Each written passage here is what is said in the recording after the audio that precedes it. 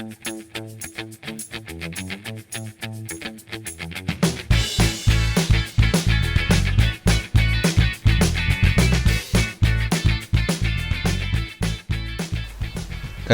gaur azalduko dugu nola sortu Gmailen talde bat. Bueno, hori egiteko Gmail edo Drive-en erabiltzeko ere posible da. Hortarako sartu beharko genuke edozein Google aplikazioetatik, aplikazioen ataletik, kontaktuak aplikaziora. Bueno, hemen gaude kontaktuetan gaudela, lehenengo egin beharko dugu etiketa bat sortu. Etiketa bat, talde bat bezala da. Nik emango diot aldizkari tailerra. Hau, kontuen izan nik hemen sortzen dudan taldea niretzako bakarrik izango dela. Ez du ikusiko beste inork, nik erabiltzeko izango da.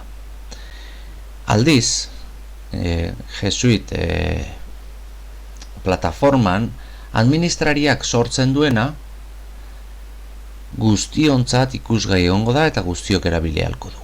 Diferentea da, administrariak sortzen duen taldea eta nik niretzako sortzen dudana. Eta kasu honetan ari naiz niretzako sortzen aukerako talde batentzat. Sortuta daukat etiketa hori edo talde hori.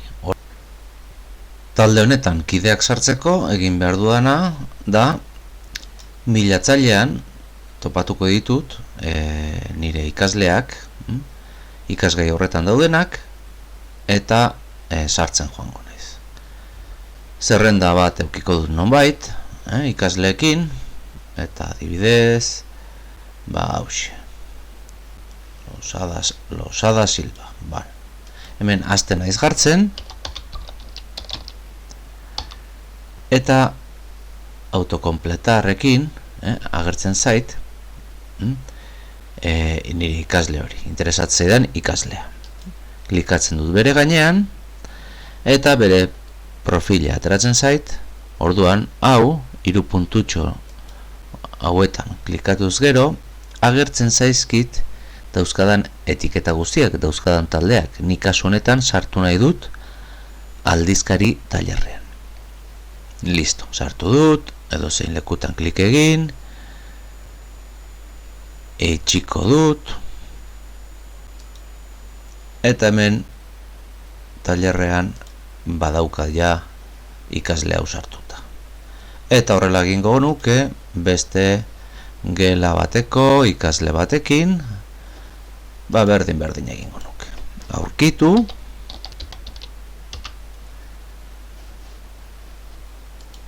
Aurkitu eta non dago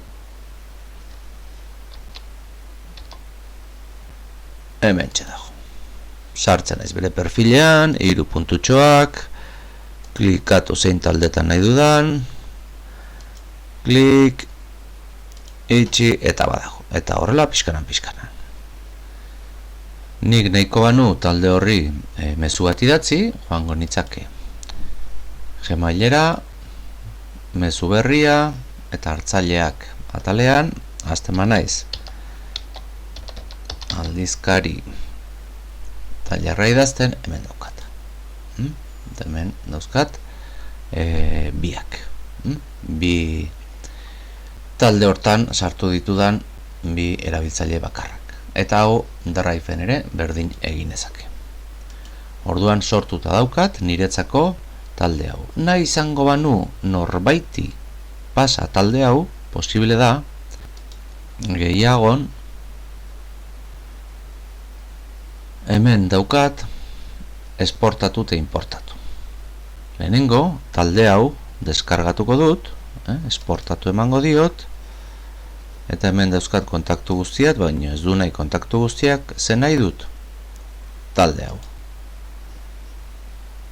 Eta edo aukera hauetako batean jarriko nuke, deskargatuko, esportatuko nuke, hau da, gordeko nuke ordenagailuko nire ordenagailuko nahi dudan atalean, eta gero beste erabiltzaileak egingo luke inportatu eta fitxategi hori igo. Eta horrela nire taldea eukiko luke ere.